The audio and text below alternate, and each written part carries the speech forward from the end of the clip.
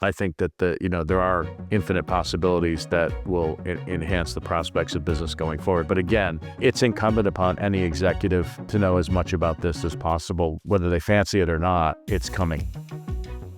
It's true in tech as well as everywhere else. Money talks.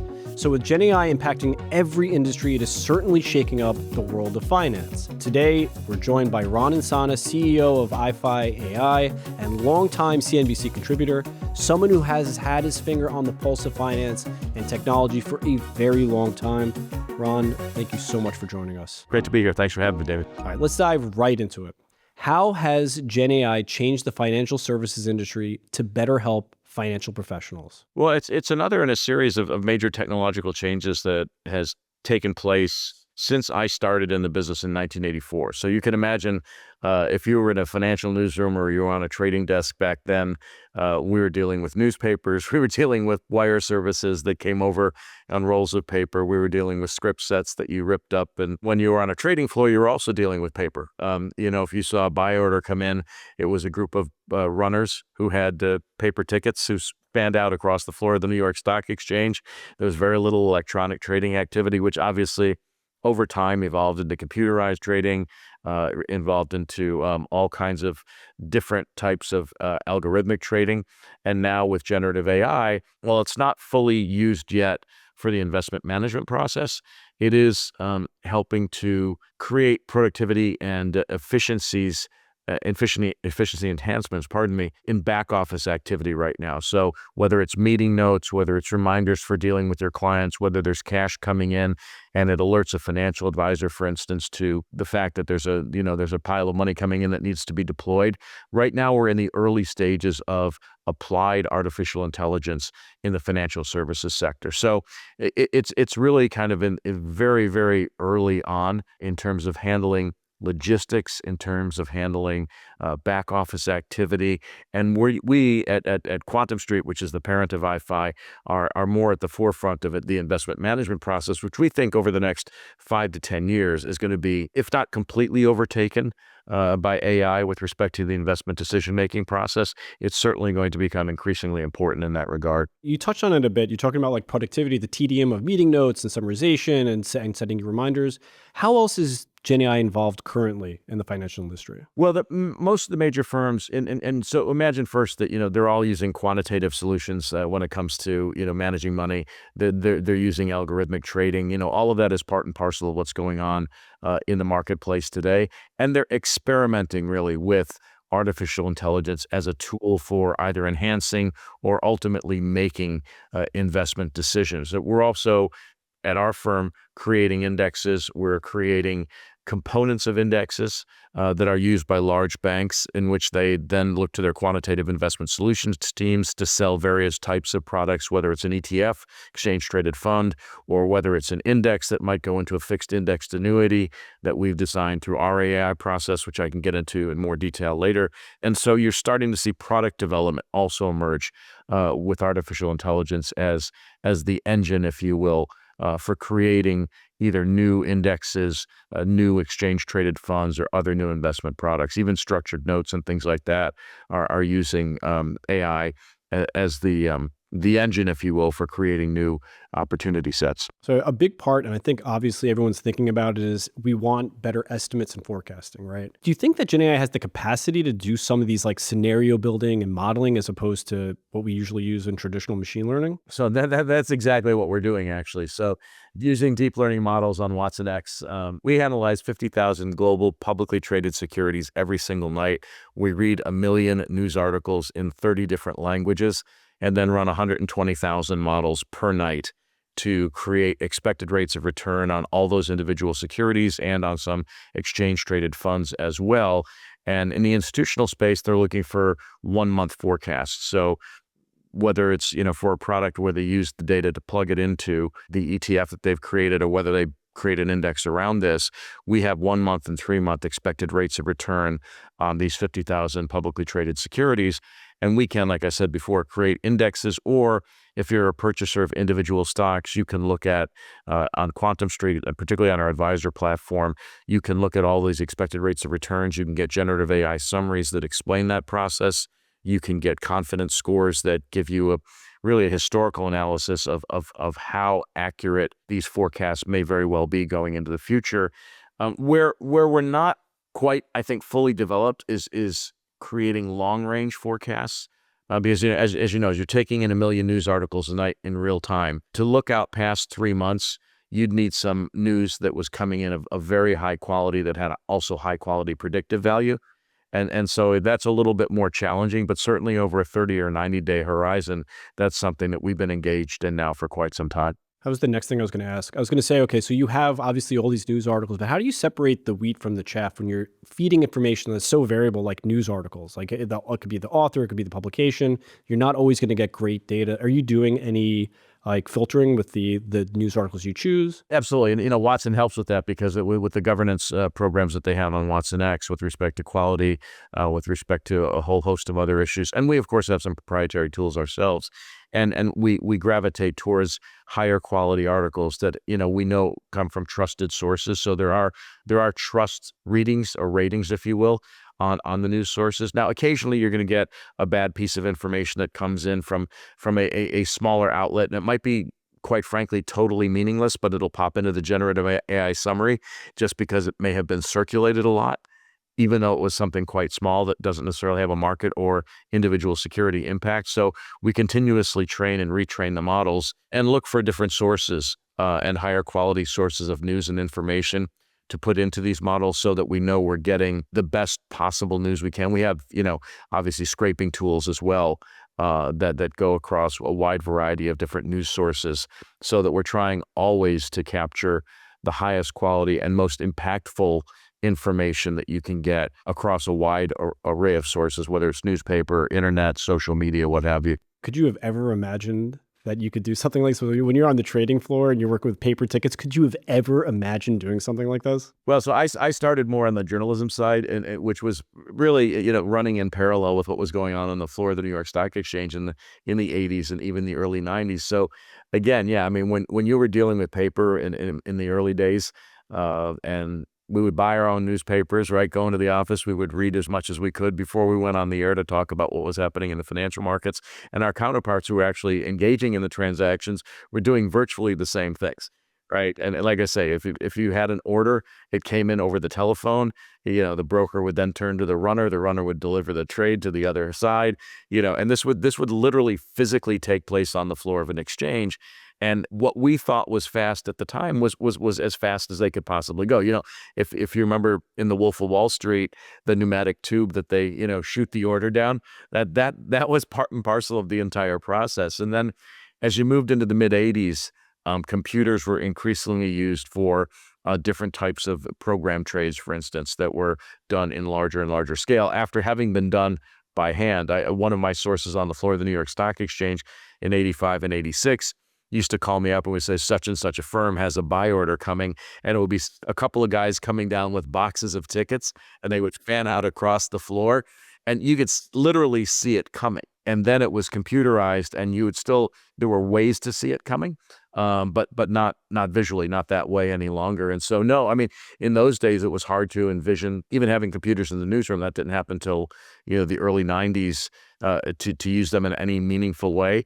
They were used in the 80s on various exchange floors, but they were generally handheld, and they would help traders do some calculations if they were options traders, for instance, right? And you were trying to use the Black-Scholes model, which is a way in which you price options. There were guys who would have like a handheld tablet that would help them do the math, but nothing that was integrated fully into the system that would allow for transactions to take place. So more and more as that electronic trading emerged, it got more and more sophisticated over time. You had quantitative models, then you had algorithmic driven trading, and now, then machine learning, and now artificial intelligence getting into the game as well. And so, look, I mean, the speed and the power is going to expand exponentially, and I think that's another. And we've dealt with that with each iteration of new technology, but it's something we'll have to deal with again.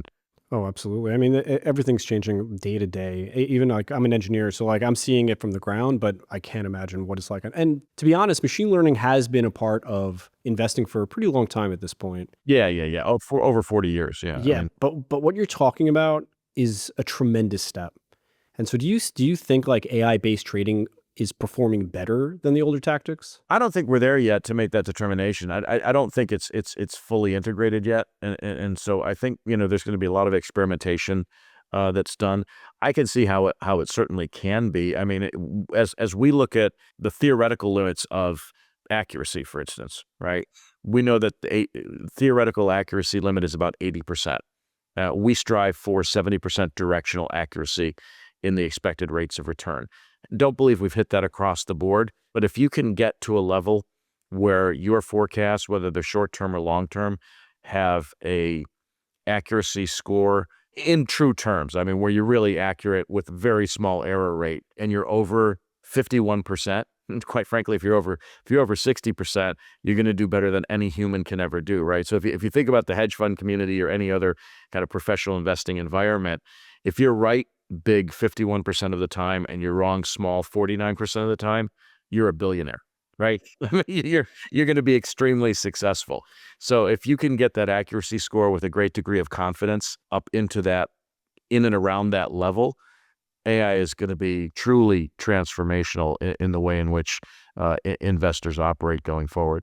Well, how do you believe that we can effectively train AI to maximize its ability to invest? Well, I mean, I think, the models have to grow and learn still, right? So there's training and retraining that needs to be done. The quality, again, like any other computerized, if you will, process, it's still a question of garbage in, garbage out, right? I mean, the quality of the data has to be sufficiently high that it becomes increasingly reliable. And one of the other things that we're going to have to learn to live with, as we have in other periods of technological advancement, is will artificial intelligence, if it's used by multiple players in the business or predominantly by the entire industry, will they all start doing the same thing at the same time and start to match trades? And in which case, you'll add liquidity as they always say they do when a new technological development takes place, and then at some juncture in the future, and this is kind of the worst case scenario, they'll all make the same mistake at the same time and create some market mayhem. So we've seen that happen with computerized program trading. We've seen it happen with quantitative issues. We've seen it happen with algorithmic trading. So we'll have to see. I mean, we're hoping, again, that systems are developed that can analyze, learn, and learn from their own mistakes, right? When you talk about things like back propagation, learn from their own mistakes and use historical analysis and other types of, kind of deep learning to self-correct, that it becomes an increasingly reliable tool over time to make those accurate forecasts. So it's not fully deployed yet. So it's really hard to say that, anybody's out there killing it with AI. Everybody's out there experimenting with AI to see if they can reach those levels of accuracy that would really enhance the investment process. I feel like once you have one successful use case, once you have one successful company that has shown success, it's going to be transformative. Yeah, I mean, look, we've had some good success with it. Like last year, for instance, our expected rate of return on the S&P 500 over, a 1 month rolling, 1 month rolling periods, right? We were, I think, 83% accurate. And we missed two windows. We don't expect to hit those types of levels of accuracy every year. It would be unusual. But again, if you get up around 70%, you're doing better than most people can do. And I feel like you're talking about backwards propagation. If you're talking about like these novel and singular events that happen, it will be trained to forecast it in the future. It would be look for something very similar. And I know that's not always going to happen, but it will eventually have I believe, right? Yeah, one would hope because people are so wildly fallible in this, right? I mean, every time we have a market event that is catastrophic, it's just dressed slightly differently than the prior market event that was catastrophic, right? So in my career, we had the 1987 stock market crash, which a lot of people could see coming, right? And then we had a mini crash in '89. Then we had some events in the 1990s, like the Asian currency crisis in 1997. You had the Russian debt default and long-term capital collapse, big hedge fund in '98. Then you had the collapse of the internet in 2000. And just 8 years later, had the collapse of the housing market and credit market. Each one of these things has very, very similar features.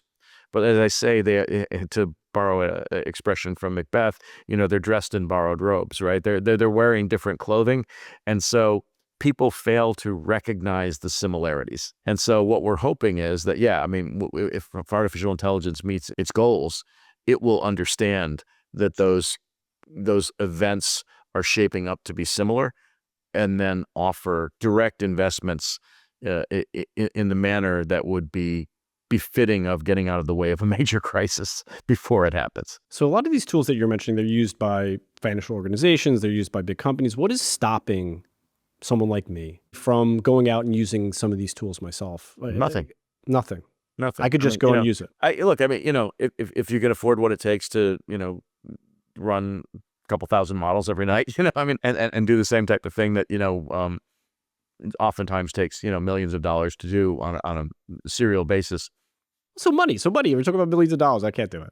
Yeah. So look, I mean, we were contemplating a retail product, right? That offers these same things, right? So the expected rates of return, transparency around the, signals that drive the expected rates of return, the signal attributions. And you're going to see this increasingly with a lot of the firms that deal with self-directed traders like yourself. They're going to start offering tools, whether it's our own and we, cut a deal with somebody, or whether they develop them independently. These tools are going to be made available, much like any other, advancements have been made available to individual investors over time.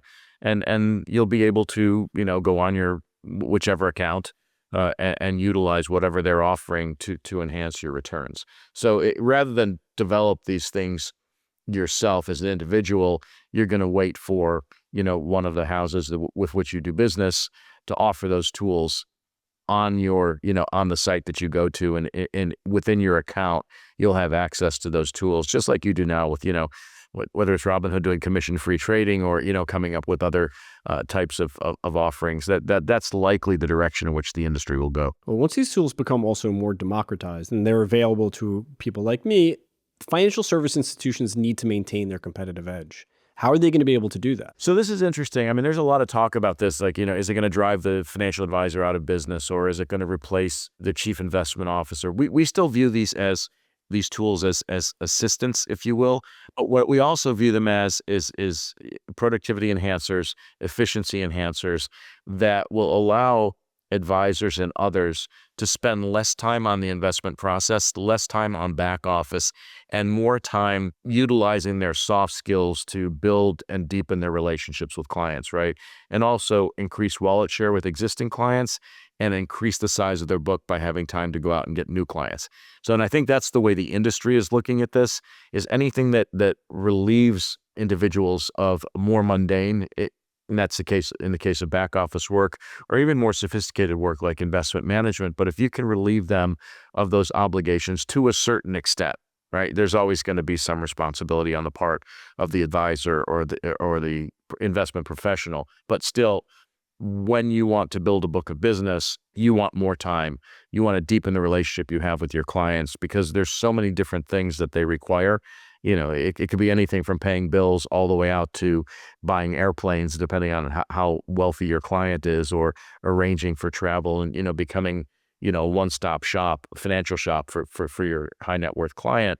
The way firms are looking at this right now is, how do I reduce that amount of time that my employees spend on things that can be, and we've done this through several different iterations, with the internet and other tools that have become available. How can we reduce the amount of time spent on, I wouldn't say low quality jobs, but I would say low quality priorities, things that they just to use ChatGPT for an example. I mean, you can have notes written to your clients. You can have the meeting notes that I talked about earlier, all these different things that are, you can utilize as a tool that then somebody just kicks that out to your client, assuming you've cleared compliance with all of this. It just gives you more time to do what would build your business, make it more productive, and make it more profitable. You could have a smaller team do bigger things, right? Yeah, you can. I mean, but you can also have, the same size team do better things, right? And so that's the other part of this is, higher quality interactions, more customer support, more interpersonal engagement. All of that means a lot in the type of business that, we look at when it comes to financial professionals. The interaction with your clients is extremely important. And the quality of that interaction becomes important over time as well, because in a lot of instances, you're dealing with generational wealth, particularly when you get into the high net worth category. And so there are a lot of different things you have to deal with, including, family trauma, both happy and sad events, making sure that estate plans are taken care of, making sure that the kids are, funded for school. That may not be automated. Some of it might be, the investment process might be, but the interactions, the advice, and a lot of the hand-holding during periods of intense market volatility is something that you can do when you're less concerned with some of those other responsibilities. That's really interesting. Like thinking about the personal connection between the advisor and their clients. Well, across the board, I mean, when you start talking to people who are, looking at this in slightly different ways, and it's funny because, we've gone through this whole period where, STEM education is extremely important, right? Everybody was going to be a coder, except now AI is doing the coding, right? So the kids who are in, getting computer software degrees, or computer science degrees in college are now starting to look around for jobs going, oh, these guys don't need me. And so what happens is that some folks who observe the landscape these days are saying that soft skills are going to have a premium. And it's not the way we thought about this in any way, shape, or form. But when you look at a lot of businesses, whether you're a lawyer, a doctor, a financial advisor, yeah, you're going to have all these tools available to do things that, you probably didn't want to do or you wasted time on. Or if you're particularly in the field of medicine, I mean, if you have an assistant that it is an AI-driven analytical tool, it increases the amount of time you can spend with patients, right? So again, these soft skills become increasingly important, and some people think that those will command premium dollars as the other aspects of your business become commoditized. Yeah, no one could have seen that coming. Honestly, no one could have. Especially like, Yeah, no, I know. I was in fact, I think it was at IBM when Seth Dobrin, I believe it was, who was talking about this. That soft skills are going to be really important. And so, we've gone from trying to train our kids to be, math heads and computer scientists. And now we're saying, hey, maybe you better brush up on your interpersonal skills because you're going to need those more. all right, so financial teams are moving at like with their innovation at a breakneck speed, especially when Gen AI. How do you deal with concerns around cybersecurity and data privacy? Well, so there's a lot. I mean, this is going to be, I think, to a certain extent, one thing that will slow the adoption rates down when it comes to things like investment management,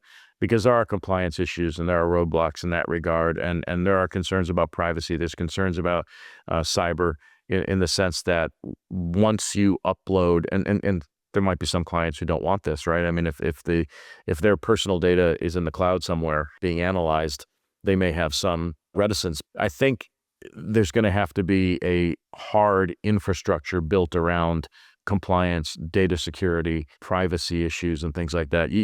If you're worth a lot of money, you don't want those numbers floating around. I mean, even if you're not worth a lot of money, you don't want those numbers floating around.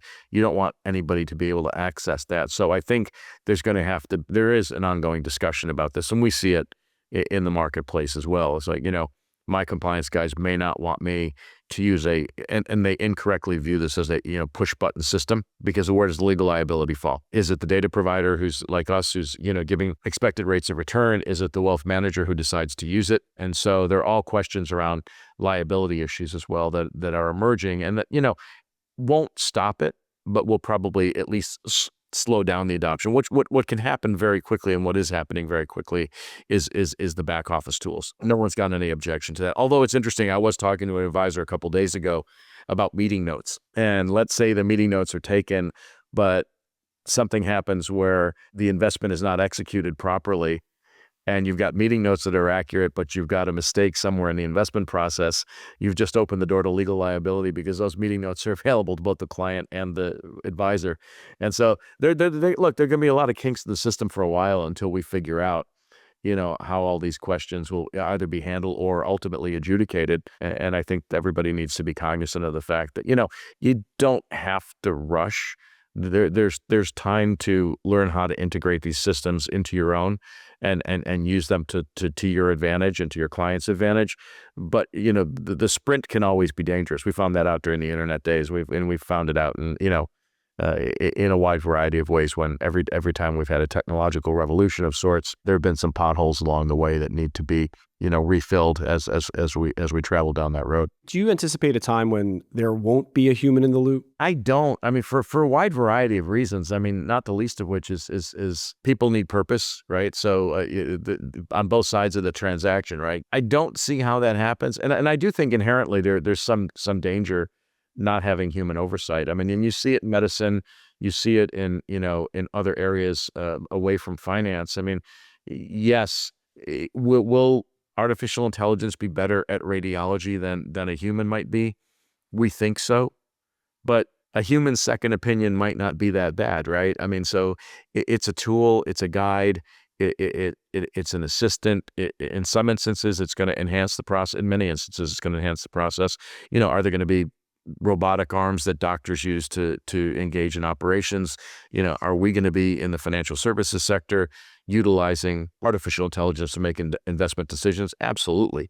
But I can't imagine an environment where you zero out the employment base and everything just runs on its own. And so that's that for a lot of reasons. I think humans have to be involved. Not the least of which is I don't foresee an environment in which we don't do something productive during our days. I also think that something that people do not think about or they have a misunderstanding of artificial intelligence, the future of it, that's going to have like a consciousness to do what it wants to do rather than what you pointed out, which is you're giving agency to a machine to make decisions. And I agree totally that you need that block. You need a person. You need someone there. And this is from like a safety perspective. Yeah, 100%. If you go back to 2011, when we had the flash crash, right? That was a fat finger trade, as we like to call it, is an errant push button trade that led to a 1,000-point decline in the Dow in 30 minutes, and then a rebound almost all the way back to zero. And that all took place in a 30-minute period. We were down 300, down 1,000, then down 300 in an extremely short period.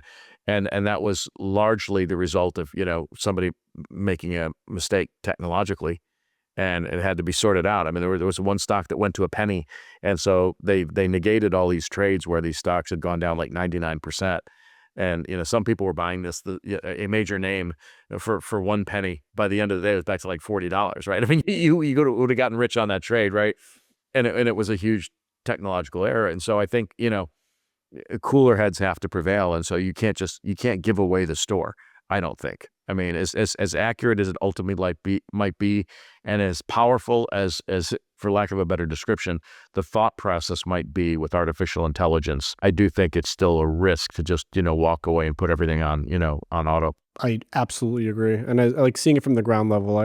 This is something I don't think will ever change. Now, well, hopefully will never change. All right, so we're talking about the future. I'm going to ask you to look into your crystal ball and tell me, what do you think will change in the next 5 years, in particular with Gen AI, as it improves? So with the next 5 years, I certainly think that a lot of the tasks that are already being handled by AI are going to become even more dominated by that technology. So whether it's the more mundane tasks that go around office work, in the legal community, in the healthcare community, writing up notes, sending out notes, all the kind of scut work that needs to be done, but that absorbs a lot of people's time, that's easily going to be, in my mind, wiped out by AI, and in a rather I think elegant fashion as well. I mean, for people who have played with the various tools that can translate your Word document into a much more elegant business plan or something like that in virtually no time with just a couple of keystrokes.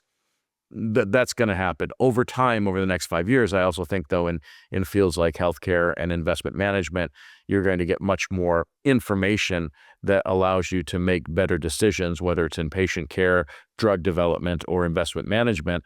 That's going to become increasingly useful, but also it's going to proliferate, I think, reasonably quickly. Once you get past ethical hurdles, once you get past compliance hurdles in the financial services business, I think you'll start to see a much more rapid adoption as those tools become more and more accurate. People will, professionals will immediately move towards those and then really adopt them to enhance the outcomes of whatever it is they're doing. Again, that's healthcare, that's legal, that's financial services. It's a wide variety of industries, quite frankly. It's, really anything that requires discovery. So energy, the energy industry is going to be using it just as they did, when they developed the ability to use computers to locate and sonar to locate oil deposits. These types of things are going to happen with AI with much greater speed, much greater accuracy across a wide variety of fields. And I see within the next 5 years, will it dominate completely? No, humans will still be involved, but will it become totally integrated into the process of, in our case, investment management decisions? Absolutely. In healthcare, in diagnosing conditions, in developing drugs, identifying pathogens. I think all of that stuff's going to take place over the next 5 years, and it's going to become an increasingly important tool for a wide variety of industries during that period. Are there any, and if there are, steps that the CTOs and CIOs can take today to future-proof their finance org? Like you said, everything's changing so quickly, and they have to be behind the ball. They have to be able to pivot and do what they need to do in order to stay like with the market. So, is there anything that they can do right now that can help them at least put them on the path to future-proof themselves? You have to just invest, right? I mean, there's no avoiding this, right? And there's going to be pain in the process too, because just like any other technological revolution, you're going to have to reorient your business almost entirely. So there will be jobs lost and jobs created, and you're going to have to understand which of those you're going to need to deal with first, and which of those you're going to spend more and invest more to get your people up to speed, so that those people who are going to utilize these technologies will be ready and able to use them. And so this is an age-old question, right? I mean, this goes back to the turn of the last century and the Industrial Revolution. It's getting people up to speed and staying on top of the technological developments that take place. And you cannot be a Luddite in any industry, right? It's simply not possible. Someone will pass you by. And for big companies in particular, where it's sometimes very hard to turn, a large ship, you have to be extremely nimble. So you have to create systems that, prepare your people for change, that integrate those changes, in a way in which they can consume them as part of their daily obligation, but also stay ahead of the curve. And then you just, in a certain sense, and this has always been true in business, it's almost a ruthless drive towards efficiency, right? I mean, you can't sit back and hope that it's not going to happen. We know it's going to happen, right? Once we saw the internet, we knew to a certain extent what was going to happen. We didn't know the extent to which it was going to happen, right? I mean, and it's ubiquitous now, and the companies that we thought might have failed during that period, Amazon, for instance, right? We thought, oh, online bookseller, big deal. We got Barnes and Nobles, we got Borders. Who the hell cares? We're going to go into the bookstore all the time anyway. No, we're not. So if you're not a CEO or you're not a CTO or any other C-suite executive who is not preparing for what's coming, you will be bypassed by your competitors. And you might be bypassed by a smaller competitor that you never heard of. And that's the real risk. At the big company level, that's always a risk where you don't see it coming. There are countless stories of people who said, oh, this is never going to work.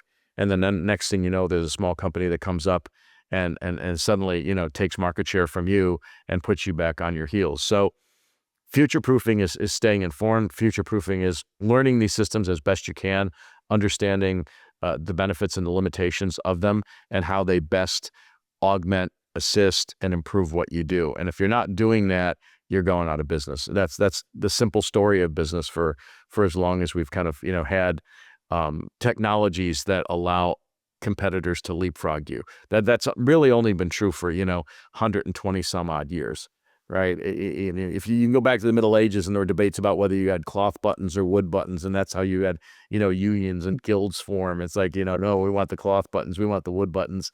Those are really low skill questions. Yeah, and like with the ability of just like one visionary like Bezos anticipating that his company would be what it became today, you could have the ability for one person to totally change the industry.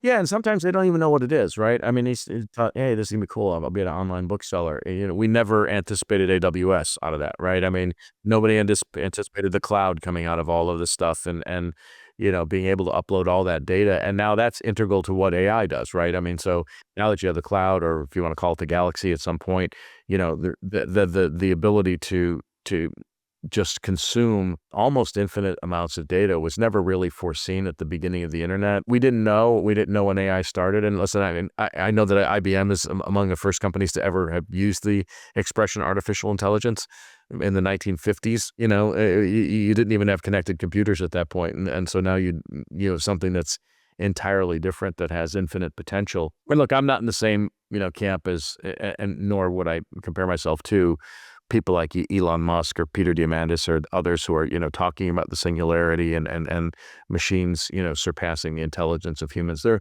are certain things that I think that AI might never do as well as humans, mostly on the creative side. I think because at the end of the day, all they're doing with that stuff is borrowing from other people's intellectual property and creating some variation on a theme. That's not creativity, right? So I think there's some limits there. But with respect to some of the things that we're talking about, I think that there are infinite possibilities that will enhance the prospects of business going forward. But again, answer your question about future-proofing, it's incumbent upon any executive to know as much about this as possible, whether they fancy it or not.